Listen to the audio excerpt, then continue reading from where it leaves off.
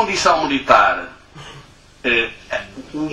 há dois aspectos que mostram, digamos assim, a grande importância e o que é de facto a condição militar.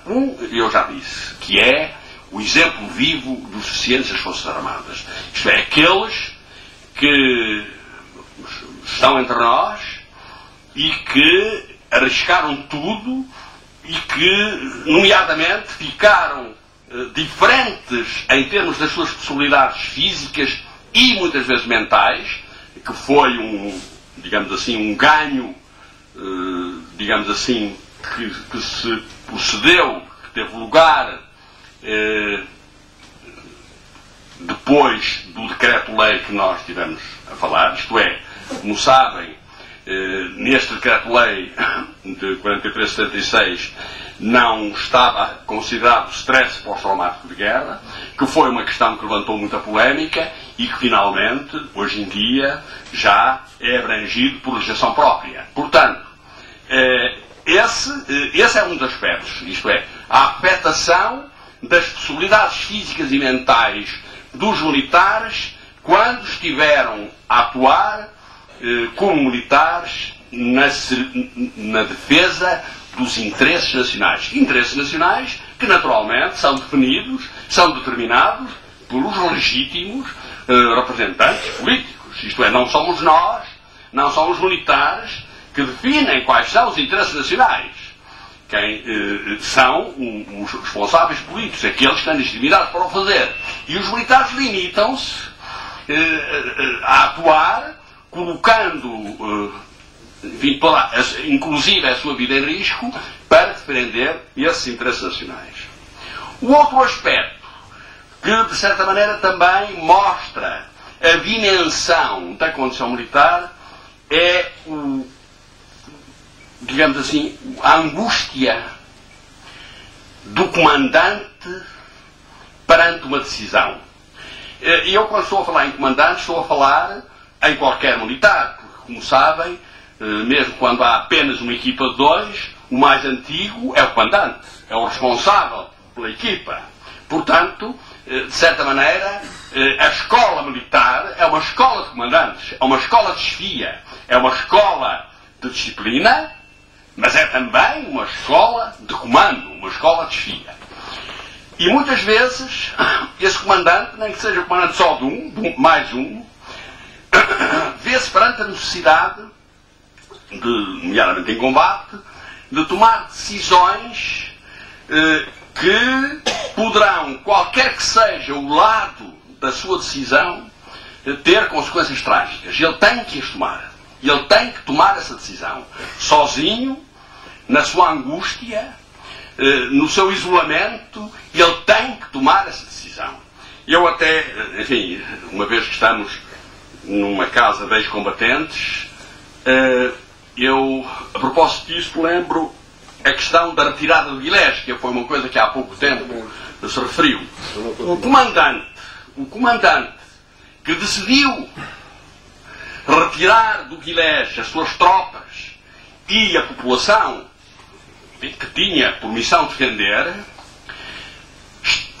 a sua decisão foi sozinha. Ele ouviu quem quis, naturalmente, mas a decisão foi dele. E ele estava perante duas faces de uma moeda, ambas terríveis.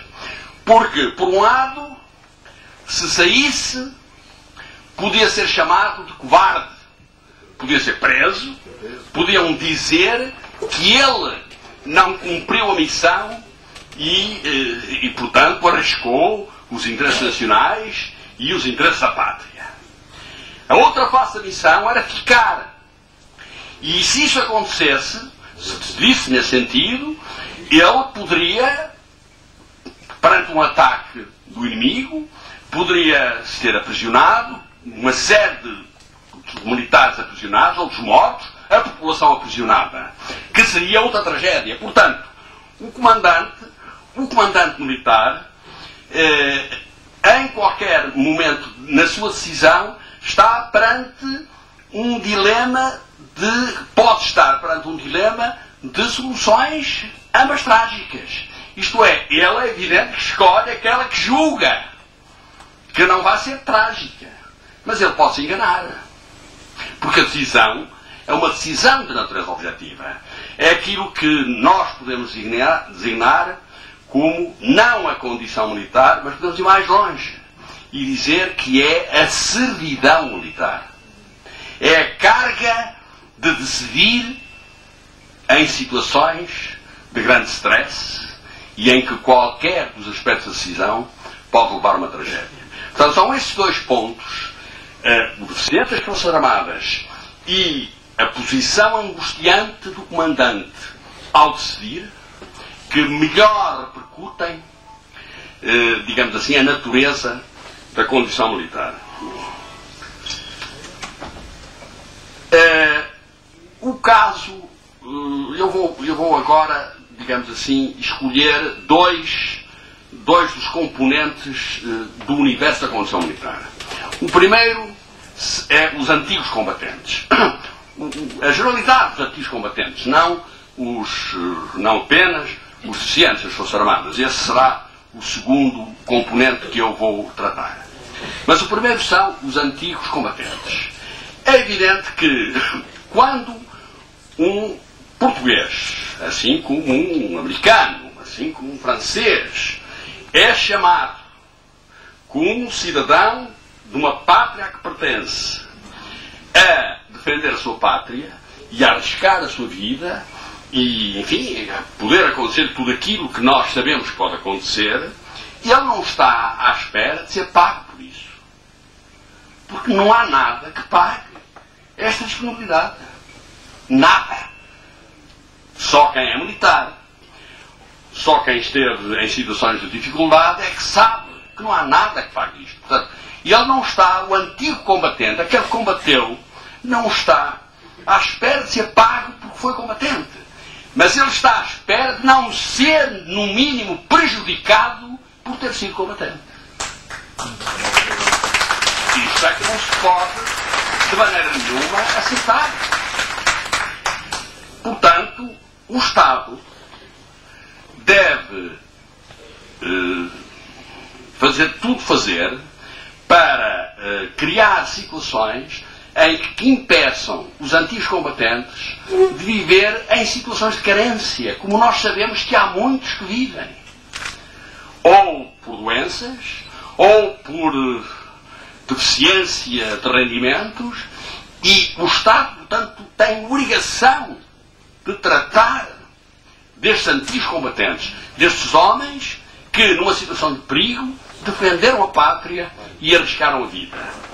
Assim como lhes deve dar a possibilidade de que os anos em que serviu nas Forças Armadas contarem como anos em que esteve numa profissão. E, portanto, esses anos devem contar para o cálculo da pensão de reforma a que tem direito. Portanto, no mínimo, estas duas coisas. Estas duas coisas não podem faltar a todos aqueles que defenderam a pátria como os militares, aos antigos combatentes. E é possível fazer isso.